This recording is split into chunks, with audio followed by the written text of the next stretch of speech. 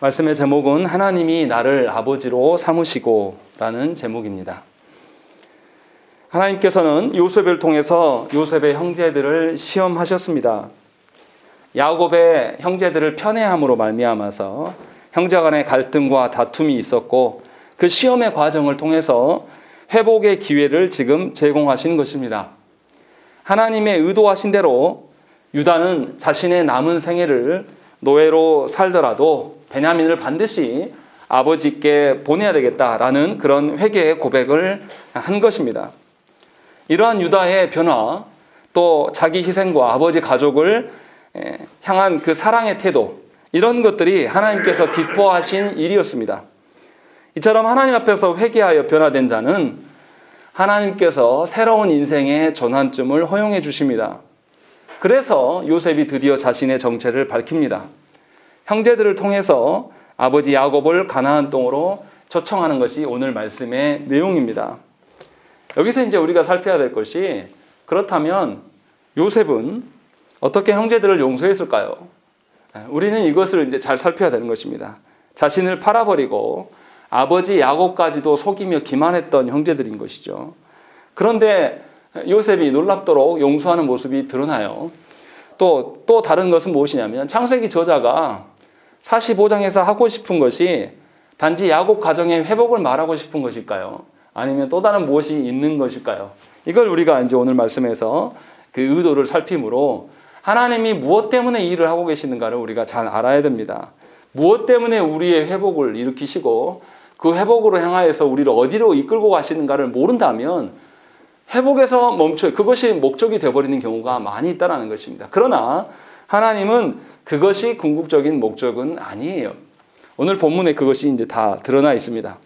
자, 그러면 이제 한 절씩 읽어가면서 말씀을 보시면, 처음부터 시작할 때 뭐라고 되어 있냐면, 요셉이 억제하지 못하여 울고 있다라는 것이고, 또 2절에도 보면 요셉의 울음소리가 얼마나 크던지, 요셉의 집이 이렇게 단칸방이었겠습니까?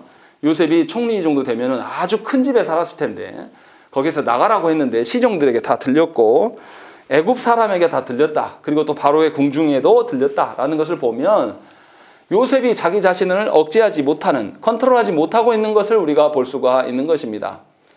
여기서 우리가 오해하지 말아야 될 것은, 성경을 읽으면서 오해하는 분들 특징이 뭐냐면 사람 중심으로 성경을 읽어갑니다.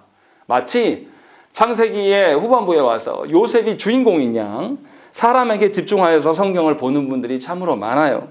그러나 요셉 이야기에서 요셉이 주도적으로 행하는 것이 아니라 하나님께 순종하고 있는 것이고, 요셉이 때가 되어서 요셉이 자신의 정체를 밝힐 것이 아니라 오늘 본문에 있는 것처럼 참을 수가 없는 지경에 대해서 밝혀진 것이에요. 오해하시면 안 된다는 것입니다. 분명히 요셉이 지혜롭기 때문에 형제들이 이만큼 회개했으면 됐다, 그래서 요셉이 자신의 정체를 밝힌 것이 아니에요. 요셉이 정을 억제하지 못하고 기록하고 있어요. 그래서 요셉이 어떤 계획한 대로 된 것이 아니라 하나님께서 놀랍게도 유다를 변화시켰어요. 유다가 어떤 사람입니까?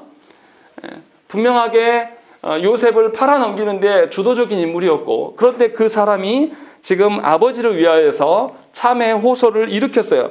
이 유다의 변화는 하나님께서 일으키신 것이고, 이 유다의 놀라운 회개로 말미암아서 요셉은 눈물을 억제할 수가 없게 되었다는 것입니다. 정리하면 요셉의 계획이 아니라 하나님께서 요셉을 비롯하여서 모든 형제들을 지금 다루어 가고 계심을 우리가 알 수 있다는 것입니다.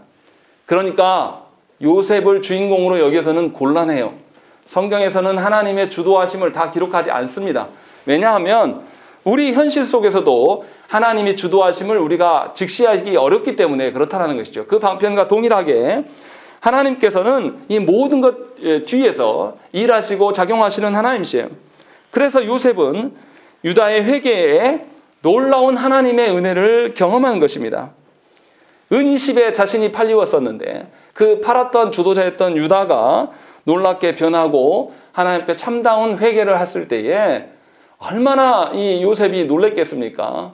자신을 팔아버린 그 유다의 음성과 자신을 팔아버렸을 때의 그 형제들의 그 모습이 20여 년 넘 동안 계속 악몽처럼 자신을 따라다녔을 거예요. 그런데 놀랍게도 하나님이 그들의 주도자를 바꾸시는 것을 보고 있다는 것입니다.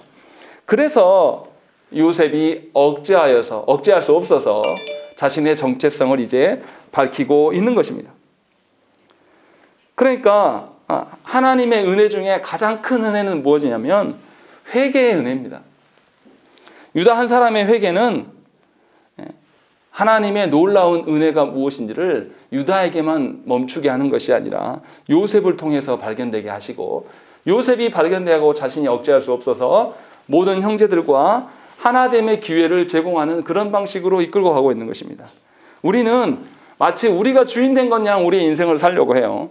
또 성경을 읽으면서도 요셉이 가장 힘이 센 자니까 요셉이 모든 것에 주권자 됐을 것이다라고 생각하지만, 이 사람을 하나님의 그 도구로 하나님께서 이끌어가고 계심을 우리가 혼란을 일으켜서는 안 된다는 것입니다. 우리의 인생도 그러한 거예요. 하나님의 손에 맡겨진 것이죠. 지금 그 이야기를 처음부터 하고 있는 거예요. 그리고 이제 그럼 요셉이 자신의 정체를 밝혔으면 어떻겠습니까? 요셉이 지난 20여 년 넘게, 정확히 말하면 한 27년 정도 됐겠죠.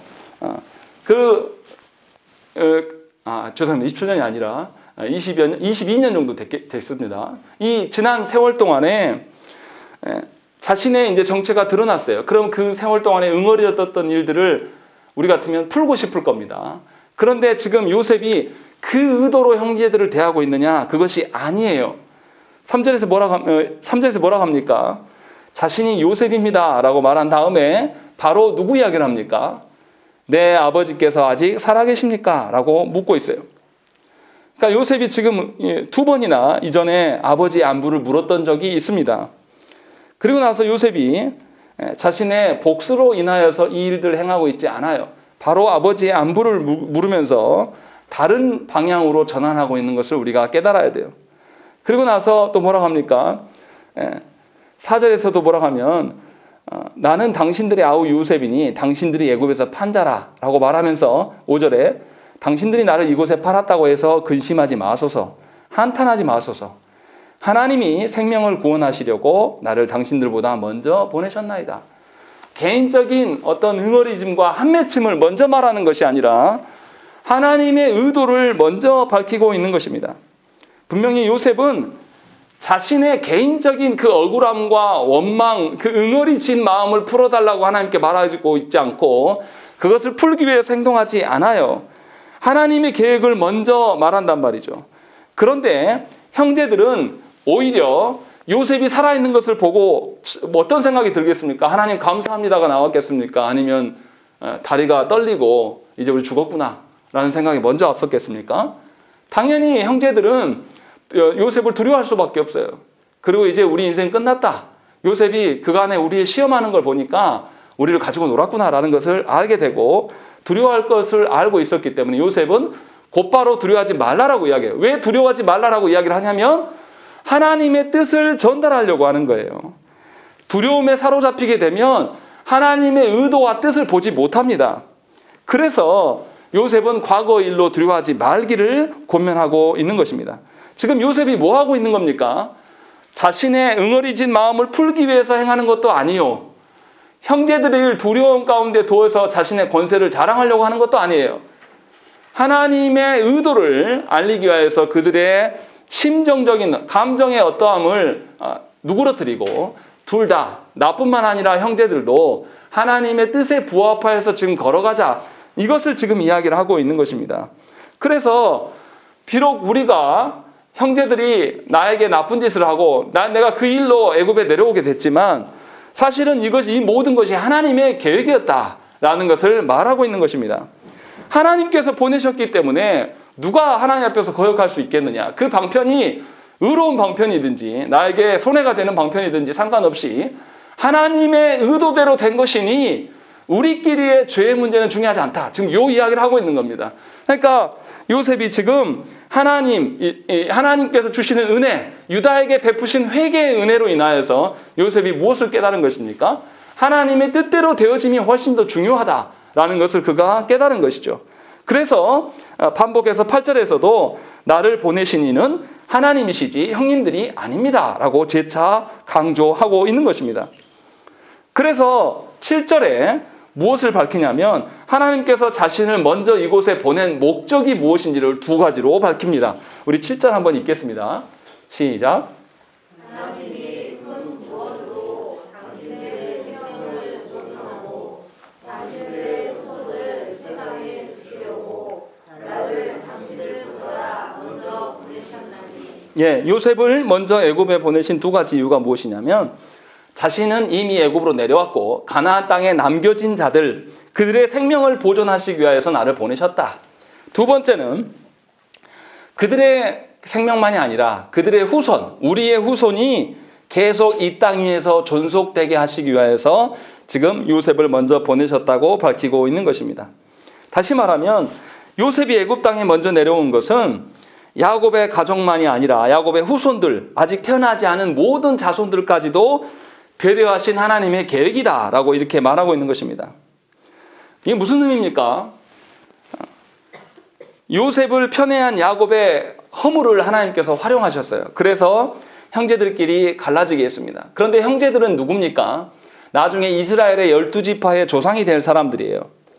그래서 이 자들에게 공동체의 하나됨을 그 죄성으로 인하여서 갈라졌던 이들에게 공동체의 하나됨을 경험하게 할 수 있는 기회로 삼으시고 또 후손들에게 좋은 교훈으로 삼기 위하여서 이 모든 것을 하나님께서 전환시키시고 그리고 그 당시에서 가장 강력했던 나라 고대 근동에서 절대 무너지지 않는 나라가 뭐냐면 이집트, 애굽이에요. 그래서 세계의 모든 고대 유산들은 애굽에 있습니다. 왜냐하면 침공된 적이 별로 없거든요. 그래서 문화가 훼손되지 않았습니다. 그래서 그런 안전한 땅, 또 그리고 애굽은 그 당시에 경제적으로도 가장 부유한 나라예요. 그래서 비옥한 땅에 보내셔서 애굽의 가정이 이제 이스라엘의 민족으로 탈바꿈하는 그렇게 번성되게 하시는 계기로 삼기 위해서 애굽으로 이주를 명하고 계신 것입니다. 요셉과 야곱이 이 모든 하나님의 원대한 뜻을 다 안 것은 아니에요. 그러나 하나님의 원대한 계획이 있을 것이라는 소망을 갖고 지금까지 자신에게 벌어진 어떠한 일들에 대해서 이야기하지 않아요. 자신의 원망이나 자신의 응어린 짐을 토로하기 시작하면 형제들과 하나됨을 이룰 수가 없고 형제들이 애굽으로 내려온 본 하나님의 뜻을 볼 수가 없기 때문에 이것들을 다 내려놓고 온전히 하나님의 어떠하심을 먼저 말하고 있는 것입니다. 그런데 형제들은 어떻습니까? 하나님의 원대한 계획을 알 수가 없었어요. 그래서 지금껏 자신이 아버지로부터 사랑받지 못함에 대해서 원망했습니다. 그래서 자신만 알아달라고 자신을 몰라주는 아버지가 밉고 또 자신 아버지의 사랑만 받는 요셉을 견딜 수가 없는 것이죠. 그래서 그를 미워하고 시기했었습니다. 그러함에도 하나님께서는 변함없이 당신의 뜻하신 바대로 이 일들을 진행해 오고 계셨음을 우리가 알아야 된다는 것입니다. 자신밖에 모르는 이들을 위하여서 하나님께서는 그래도 그들을 사랑하셔서 그들의 허물까지도 회복의 기회로 삼으시면서 이스라엘의 모든 어떤 교훈으로 삼고자 이 일들을 행하고 계신다는 것이죠. 분명히 그들에게는 그들이 사랑받지 못함, 아버지의 편애로 말미암아 상처받았다라고 말했을 것입니다. 그런데 하나님께서는 그 상처받은 곳에 하나님의 뜻을 연고로 바르셔서 새살이 돋게 하시고 더욱더 강성한 자로 하나님께서 불러 세우고 계심을 우리가 보아야 된다는 것입니다. 우리 역시도 마찬가지예요. 하나님의 선하신 그 원대한 계획과 뜻을 알고자 하는 것이 아니라 우리의 상처와 우리의 아픔만에 집중합니다.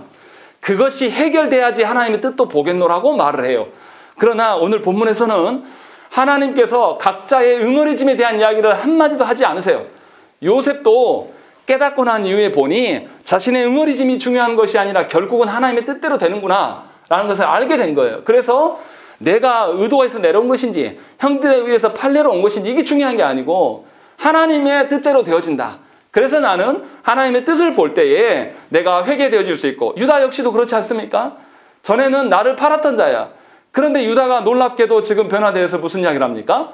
자신의 진짜 핏줄 같은 뱃속에서 난 베냐민을 살리기 위해서 유다가 어떻게 해요? 평생에 내가 이 애굽의 노예가 될지라도 베냐민을 살려서 야곱 아버지에게 보내야 됩니다. 그러면 아버지가 죽어요. 그러면서 본인이 노예되겠다라고 한 모습을 본 겁니다. 이것을 보게 되자 요셉은 깨달은 겁니다. 야, 우리끼리의 핥히고 어떠함이 별로 의미가 없다. 하나님께서 회복하실 수 있고 하나님께서 이루어가신 것을 아는 것이 훨씬 더 중요하다. 우리 형제들도 그것을 알았다라면 나를 파는 방식을 달리 했을 것이고 분명히 하나님의 선하신 대로 응했을 것이다 라는 것을 다 내포하고 있기 때문에 요셉이 지금 무슨 일을 하고 있냐면 하나님의 뜻대로 되어가지도록 형제들의 그 두려운 마음들을 진정시키고 하나님의 뜻이 이래서 내가 여기에 온 겁니다. 그래서 우리가 하나님의 뜻을 이루는데 힘을 합칩시다. 지금 이 초청을 하고 있는 거예요. 이런 하나님의 선하신 뜻을 깨달은 요셉은 자신의 인간적 복수를 중요하게 여기지 않습니다. 하나님의 계획, 그 선하신 계획이 훨씬 더 중요해서 그 일에 충성한 모습을 보이고 있는 것입니다. 형제들의 잘못이 없다는 뜻이 아닙니다. 형제들이 나빠요. 아주 폐륜아들인 것이죠. 그런데도 그 폐륜의 일이 중요한 게 아니라 하나님의 원대한 뜻이 훨씬 더 선하고 중요한 것임을 그가 알았다는 것입니다. 그래서 하나님의 사람은 하나님의 뜻에 자신의 소견을 내려놓을 줄 아는 자여야 되는 것입니다. 그래야지만 하나님의 복을 볼 수가 있어요. 나의 이성대로 움직이는 것, 내 판단대로 움직이는 것을 하나님께 내려놓으셔야 됩니다. 나의 정서가, 욱하는 정서가, 오랫동안 상처받은 내 정서를 하나님 앞에 내려놓을 수 있어야 돼요. 어떻게요? 그것을 내려놓고 싶어서 내려놓는 것이 아니라 하나님의 크고 높으신 계획을 알게 되면 내려놔질 수밖에 없다라는 거예요. 지금 요 이야기를 하고 있는 거예요. 이렇게 하나님의 원대한 뜻을 아는 자가 용서의 은혜를 누릴 수가 있는 것입니다. 용서도 우리 마음대로 됩니까? 우리 마음대로 안 돼요. 내내 잘 지내다가 아무것도 아닌 일로 부부간에 싸우지 않습니까? 그 싸울 때는 얼마나 싫습니까? 내가 좋았던 만큼 더 싫어하는 것이 부부간의 관계 아닙니까? 그런데 그 용서함도 하나님의 손 안에 있어요. 하나님의 원대한 뜻 안에서 보면 오히려 나의 용서하지 못함이 하나님의 원대한 뜻을 가로막는 일이 되는 것이고 이 가로막음으로 인하여서 나만 문제가 생기는 것이 아니라 나와 접촉하고 있는 모든 자들이 하나님의 뜻을 못 보게 되는 것입니다. 그래서 용서의 어떠함의 은혜를 못 누리는 거예요. 그러나 유다가 하나님 앞에 정직하게 섰을 때에 이 모든 일들이 변화되었어요. 그래서 하나님의 뜻을 아는 것이 굉장히 중요합니다. 하나님의 뜻을 아는 것은, 하나님의 뜻을 보게 되는 것은 놀라운 변화의 모든 것이에요. 요셉 한 사람이 하나님의 뜻을 깨닫고 순종함이 요셉 한 사람만의 문제가 아니라 가정 전체의 문제가 되는 것이고 또 후손 전체, 이스라엘의 언약 백성 전체에 놀라운 교훈과 복을 가져오고 있음을 오늘 본문에서 우리가 이야기를 하고 있는 것입니다. 그래서 하나님께서는 하나님의 구원 계획에 순종하는 자들에게 주의 일에 동참할 수 있도록 능력도 부여하시는 하나님이십니다. 그래서 8절에 뭐라고 되어 있습니까? 8절 중요합니다. 우리 읽겠습니다. 시작.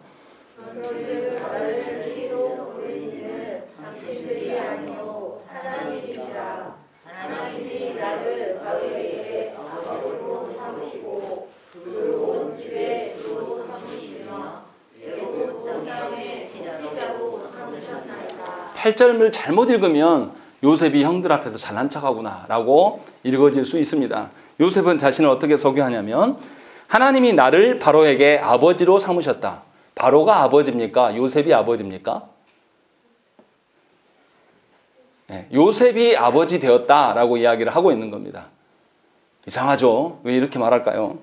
그리고 두 번째, 온 집의 주로 삼으셨다. 세 번째, 애굽 온 땅의 통치자로 삼으셨다라고 이야기를 하고 있는 것입니다. 이게 무슨 의미입니까? 요셉이 아버지라뇨? 바로가 아버지면 이게 논리적으로 맞을 것 같은데. 그런데 지금 애굽이 누구에 의해서 지켜주고 있습니까? 요셉의 꿈의 해석으로, 요셉이 하나님께서 보여주신 그 꿈의 해몽함으로 말미암아서 7년간 모든 것들을 곡식을 비축해놓고 그래서 이 애굽과 애굽 근동 모든 지역들이 살아나고 있는 거예요. 누가 다스립니까? 바로가 다스리지 않아요. 하나님의 은혜를 알고 하나님의 뜻에 순종하는 자가 지금 다스리고 있는 거예요. 집안에 다스리는 자를 우리가 아버지라고 이야기하죠. 지금 요셉이 말하고 있는 것은 무엇이냐면 바로가 있을지라도 바로가 존재하고 자신의 정치 권력을 유지할 수 있는 그 근원은 누구냐? 나다. 근데 내가 궁극적인 것은 아니죠. 나를 이곳에 보내신 분이 누구냐? 하나님이시라는 거죠. 그래서 하나님께서 나를 애굽과 온 이스라엘의 아버지로 지금 이곳에 보내셔서 그 증거로 지금 내가 바로의 아버지로, 바로의 돌보자로서, 돌보미로서 지금 통치하고 있다. 이 이야기를 지금 8절에서 하고 있는 거예요. 왜 이것을 하고 이 말을 하느냐? 하나님께서 나를 보내셨고 하나님께서 아브라함에게 창세기 15장에 나옵니다. 창세기 15장에서 하나님께서 아브라함에게 무슨 약속을 하시냐면 너의 후손들이 이렇게 애굽으로 이방에 객이되어서 400년간 살다가 4대 만에 다시 가나안 땅에 돌아올 것이다라는 약속을 하셨어요. 그 약속의 첫 출발점이 뭐냐면 지금 이 사건입니다. 야곱의 가정이 애굽으로 다 내려와야 돼요.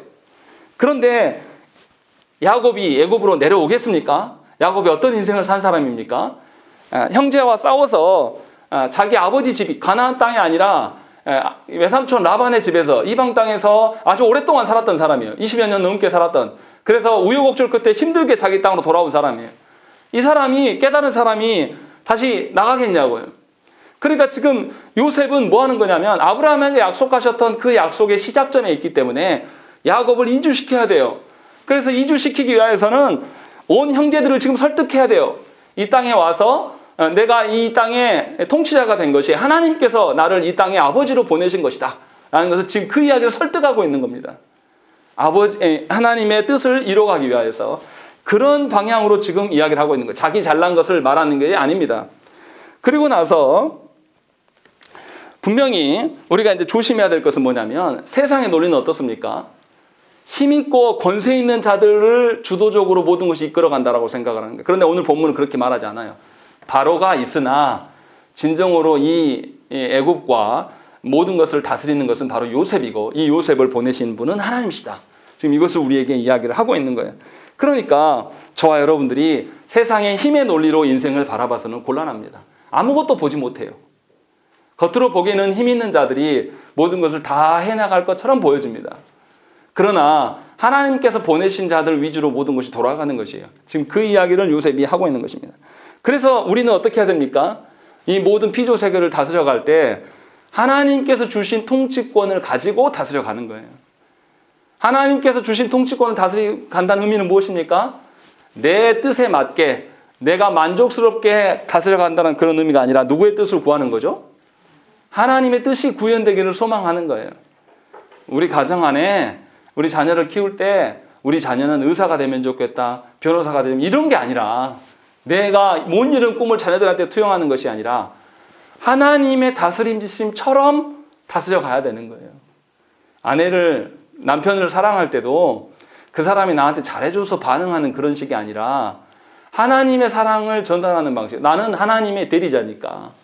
또 자녀들에게 있어서도 육적인 내 사랑이 아니라 하나님의 언약적인 사랑으로 사랑할 수 있도록 말과 내 정서와 내 의지가 반영될 수 있도록 이렇게 살아가요. 지금 요셉이 지금 그 이야기를 하고 있는 거예요. 하나님의 그 위임받은 통치권으로서 나는 지금 애굽 땅에서 가장 다스림의 높은 지위에 있는 자입니다. 지금 그 이야기를 하고 있는 것입니다. 그리고 나서 이제 9절부터 15절까지 무슨 이야기가 하냐면 요셉이 형제들에게 아버지에게 어떤 말을 할 것인가를 알려줍니다. 이것은 형제들을 무시한 게 아니에요. 형제들이 아직 하나님의 선하신 뜻을 맛보지 못했기 때문에 지금 요셉의 목적은 야곱의 모든 가정이 이 애굽에 내려와야 돼요. 왜냐하면 하나님께서 아브라함에게 약속하신 바가 그것이기 때문에. 그래서 그것을 성취하기 위해서는 야곱을 설득해야 됩니다. 그런데 야곱을 설득하기는 야곱의 인생이 가나안을 떠날 리가 없어요. 그렇기 때문에 형제들에게 지금 그 증거를 보여주고 있는 것입니다. 그래서 9절부터 그 이야기를 하는 거죠. 요셉의 말에 9절에 보시면 아들 요셉의 말에 하나님이 나를 애굽 전국의 주로 세우셨으니 지체 말고 내게로 내려오소서. 한 가지의 증거를 주시고 두 번째는 10절에 보시면 아버지의 아들들과 아버지의 손자들과 아버지의 모든 재물이 고센 땅에 머물러서 살 수 있는 그런 터전이 있습니다 라고 말하고 세 번째는 앞으로 형년이 5년이나 더 남았기 때문에 가나안 땅에서는 살 수가 없습니다. 그래서 내려오십시오라고 형제들에게 아버지를 설득할 수 있는 근거를 세 가지를 주는 것이에요. 그래서 실패하지 않도록 하나님의 뜻이 온전히 이루어지는 것이 목적이에요. 그리고 나서 뭘 합니까? 14절, 15절의 이야기가 나오는 겁니다. 궁극적인 우리가 보고 싶었던 이야기. 14절에 뭐라고 합니까? 자기 아우 베냐민의 목을 안고 우니 베냐민도 요셉의 목을 안고 운다. 15절에 요셉이 또 형들과 입맞추며 안고 우니 형들이 그제서야 요셉과 말한다. 화해는 그 다음이에요. 우리는 뭐부터 하려고 합니까? 저도 기질이 그런 사람이에요. 뭔가 일을 해나갈 때 마음이 통하지 않으면 이렇게 잘 힘쓰지 못하는 그런 부류의 사람입니다. 우리는 먼저 관계를 트기를 원해요. 우리끼리 관계를. 그런데 지금 요셉은 무슨 이야기 하냐면 하나님과의 사명이 없는 자와 어떻게 관계가 터지냐. 요 이야기 하고 있는 겁니다. 하나님의 사명 앞에서 사명이 밝혀지면 우리와의 관계는 어떻게 되는 거죠? 그냥 정리가 된다. 지금 성경은 그 이야기를 하고 있는 거예요. 하나님의 사명을 이루기 위해서 그 사명에 누구도 들어가 있습니까? 아버지 야곱도 들어가 있기 때문에 야곱도 데리고 모시고 와야 돼요. 이 일을 놓고 먼저 해결한 이후에 그리고 나서 이제 요셉이 형제들과 다시 이제 화해하면서 포용하는 모습들이 본문에 분명히 드러난다는 것입니다. 우리는 이 반대를 원하고 우리는 하나님의 사명보다 우리의 목적 달성을 위해서 기도합니다. 그래서 실패하는 거예요. 안 되는 겁니다. 하나님께서 은혜를 베푸셔서 나와 내 배우자가 둘 다 하나님의 은혜를 알면요. 하나님 앞에 둘 다 겸손하는 거예요. 내가 사랑받을 만한 존재가 아닌데도 배우자가 나를 존중해 줄 수 있는 근거는 하나님의 언약 관계에서만 가능한 거예요. 그래서 결혼은 로맨스가 아니라 언약입니다. 지켜도 되고 안 지켜도 되고 그런 게 아니에요. 하나님께서 지키라고 하셨기 때문에 결혼해보니 이 사람의 실체가 어떻고 이 사람이 어떤 거 다 알았다라 할지라도 하나님의 언약 관계를 세우기 위하여서 지키라는 거예요. 그래서 분명히 언약의 어떠함을 그래야지만 그 안에서 뭐가 드러나는 것입니까? 하나님의 언약적인 은혜를 볼 수가 있는 거예요. 그래서 하나님의 은혜가 언약적 은혜가 있을 때 비로소 우리가 용서할 수 있게 되는 겁니다. 사랑할 수 있게 되는 거예요. 그렇지 않고 용서하는 것, 사랑하는 것이 목적이 되면 될수록 이 사람은 하나님의 뜻에 대해서 알겠습니까? 하나님의 언약의 어떠함을 알지 못해요. 도리어 반문하죠. 아니 내가 이렇게 힘들어 죽겠는데 내가 응어리지고 상처받았는데 당신은 지금도 하나님 말하냐? 지금도 하나님의 언약, 법 이야기하냐? 당신 같은 이 소통이 안 되는 인간하고는 말하고 싶지 않다. 이것이 세상 논리입니다. 속지 마시라는 거예요. 분명히 오늘 본문에서 그것을 우리에게 보여주고 있는 겁니다. 형제들과의 화해는 한참 뒤에 나와요. 그리고 나서 하나님께서 어떻게 합니까? 분명하게 이들을 화해시켜요. 그런데 이제 형제들은 약간 미심쩍습니다. 형제들 뭐라고 되어 있습니까? 15절에 요셉이 형들과 입맞추며 안고 우니라고 되어 있어요. 요셉은 진정으로 용서를 한 것 같아요. 왜 용서했습니까? 요셉이 무엇 때문에 용서할 수 있었겠습니까? 생각을 해보세요. 형제들의 사악함을 하나님의 선하심으로 덮어버리는 것을 이가 본 거예요. 누구를 통해서요? 유다를 통해서 본 겁니다. 자신을 팔았던 유다가 은 20에 팔았던 유다가 놀랍게 변화되는 것을 보면서 하나님의 그 선하심이 인간의 사악함을 덮고도 남음이 있구나라는 것을 이 요셉이 본 거예요. 그래서 사람들끼리의 선악이나 사람들끼리의 어떤 억울함 이런 것들이 별로 의미가 없다는 것을 깨달은 것입니다. 그래서 용서할 수 있게 된 거예요. 우리가 사죄 선언할 때 예배 시간에 제가 읽어드리는 우리가 죄 고백한 뒤에 읽어드리는데 제일 마지막 부분에 뭐라고 되어 있습니까? 그는 우리 죄를 위한 화목제물이니 우리만 위할 뿐 아니요 온 세상의 죄를 위하십니다. 이렇게 기록되어 있어요. 이 말의 의미가 무엇입니까? 하나님께서 하나님 안 믿는 모든 자들까지 구원하겠다 그 뜻이 아니에요. 하나님은 세상의 모든 죄악을 씻고도 남으심이 있으신 분이다. 그렇기 때문에 저와 여러분들의 모든 죄악을 하나님께 맡길 수가 있다라는 뜻이에요. 다시 말하면 우리끼리 누구에게 상처받았고 누구에게 뭔가 원한이 있었다라는 그런 것은 하나님의 선하심 앞에서는 아무것도 아니라는 거예요. 하나님의 선하심과 하나님의 사랑과 긍휼로 말미암아 압도하고도 남음이 있다라는 거죠. 그러니까 참 신자는 하나님의 은혜로 말미암아서 세상의 아픔을 압도당할 수 있는 자예요. 아직도 여러분들의 상처와 응어리짐, 누구에게 받은 어떤 핍박의 어떠함으로 인하여서 그것을 두려워하는 사람은 신자가 아닙니다. 교회가 예배 못 드리게 한다고 정부에게 말하는 것 자체가 코미디예요. 하나님의 은혜로 그 정도의 것들은 이미 압도하고도 남았어요.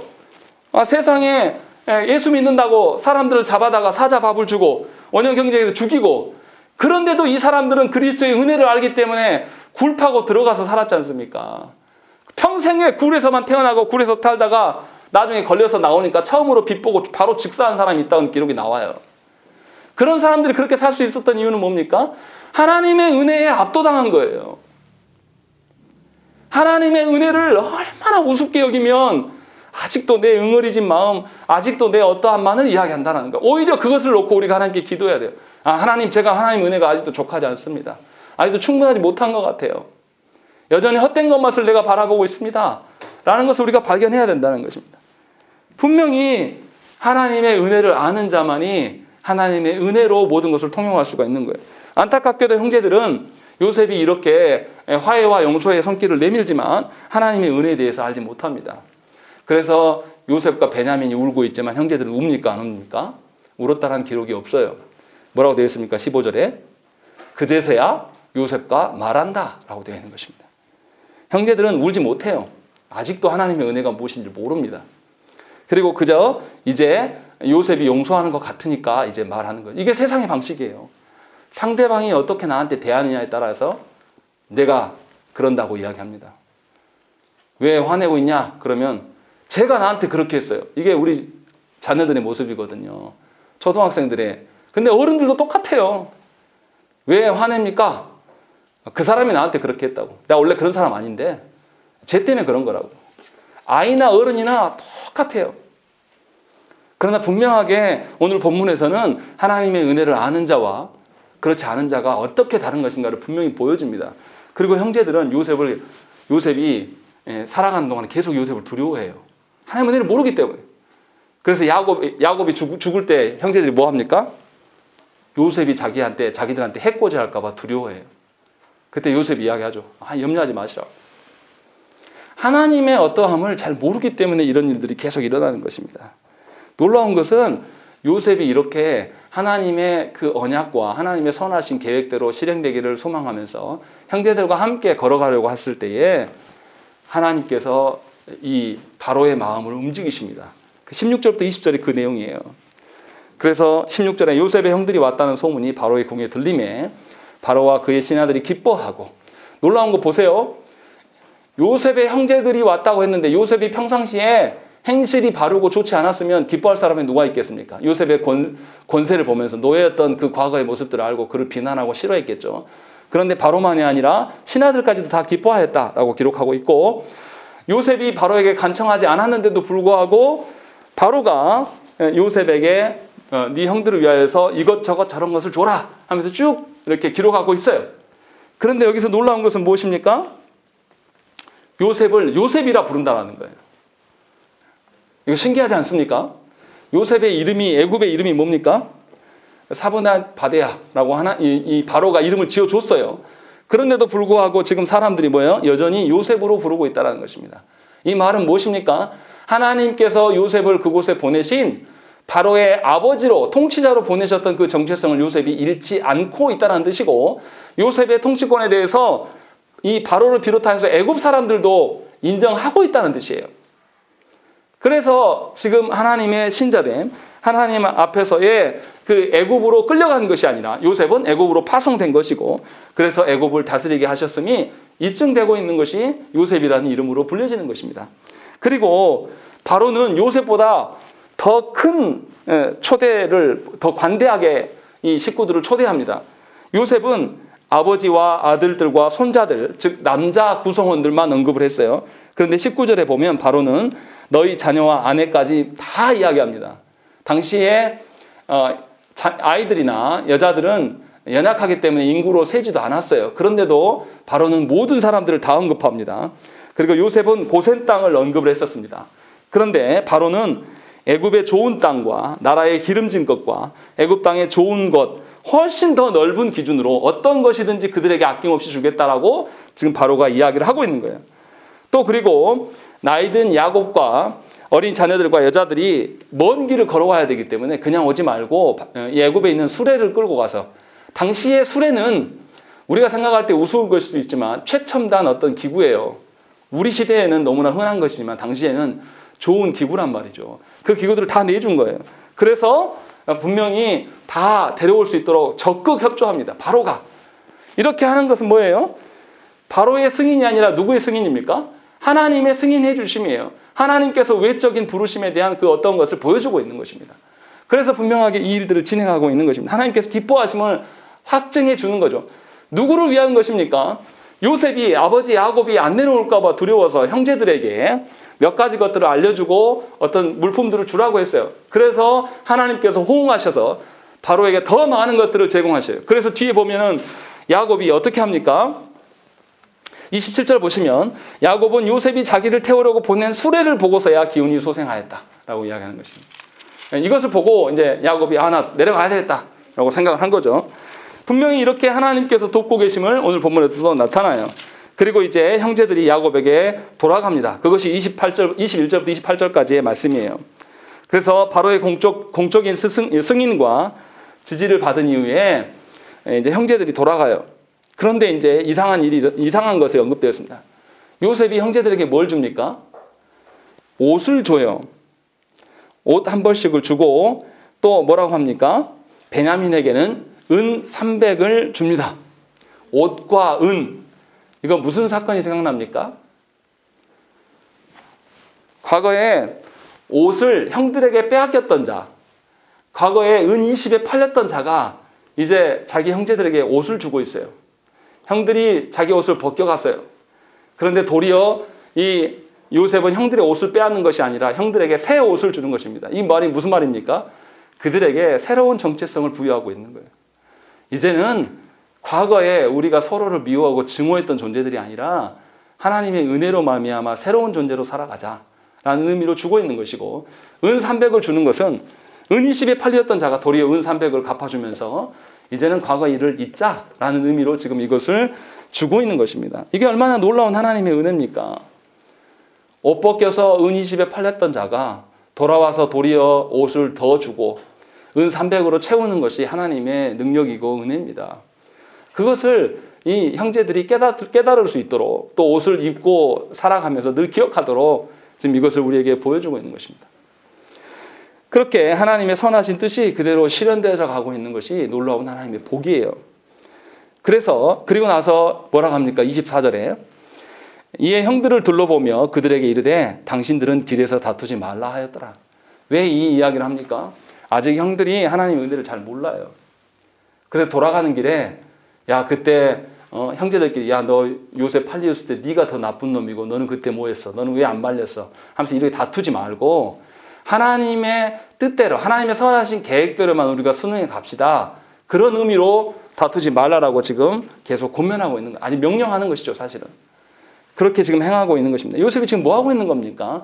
철저하게 하나님의 뜻대로 되어졌을 때에 우리의 가정이 하나 될 수 있고 하나님의 언약대로 우리가 보존되어질 수 있음을 잘 알기 때문에 그 이야기를 하고 있는 거예요. 그래서 이제 하나님의 뜻이 야곱에게 전달됩니다. 그런데 야곱의 태도도 정말 웃겨요. 뭐라고 되어 있습니까? 26절에 보시면 이제 야곱에 가서 형제들이 알립니다. 요셉이 지금까지 살아있어 애굽 땅 총리가 되었더이다. 야곱이 그들의 말을 믿지 못하여 어루둥절하였다. 야곱의 태도가 정말로 웃깁니다.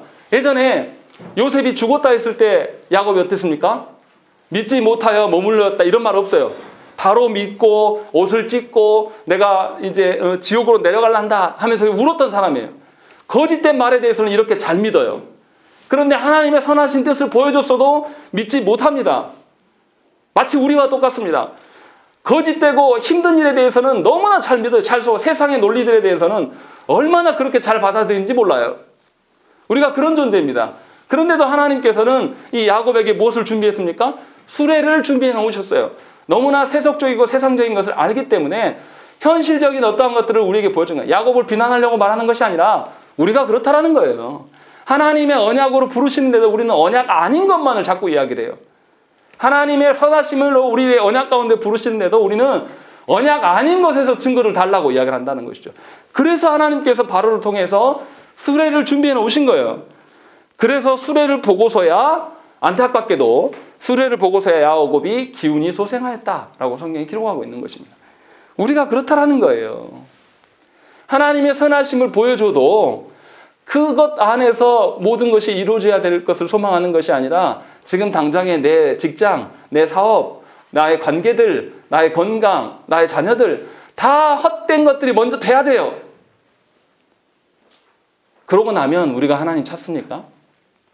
우리의 결핍이 다 해결되면 정말 우리가 기뻐하면서 야 이제 남은 인생 다 유다처럼 하나님을 위해서 우리가 살겠습니다. 그런 사람이 한 명도 없어요. 그 오래 가지 않습니다. 하나님 채워줘도요. 그 채워짐의 기쁨은 얼마 안 갑니다. 우리의 그 악한 습성 하나님 잘 아신단 말이에요. 그래서 하나님께서 지금 계속 무슨 이야기를 하냐면 우선순위 이야기를 하는 거예요. 먼저 뭘 보라는 거예요. 예수께서도 그러지 않았습니까? 공중에 나는 새를 봐라. 들의 백합화를 봐라. 뭐부터 하라고요? 먼저 하나님의 나라와 의를 위하여서 구하라. 그러고 나면 나머지 것들을 하나님 채우시겠다라고 말씀하신 거예요. 우리의 헛된 것들을 채우고 나면 그것에 빠져서 그것에 우리의 마음이 노란하게 돼 있습니다. 절대로 하나님께 돌아오지 않아요. 분명히 이것을 보여주고 있는 것입니다. 하나님께서 얼마나 선하십니까? 하나님께서 얼마나 우리를 선하게 다스려 가십니까? 오늘 본문을 보면서 우리가 알아야 될 게 있어요. 누가 다스리는 자입니까? 요셉에게 하나님께서 꿈을 보여줬어요. 그때 꿈의 내용이 뭐였습니까? 누가 다스리는 자로 나타납니까? 요셉이었어요. 그런데 그 말을 믿는 사람이 있었습니까? 아무도 안 믿었어요. 오늘 본문에서 누가 다스리는 자입니까? 누가 아버지 됐습니까? 요셉이에요.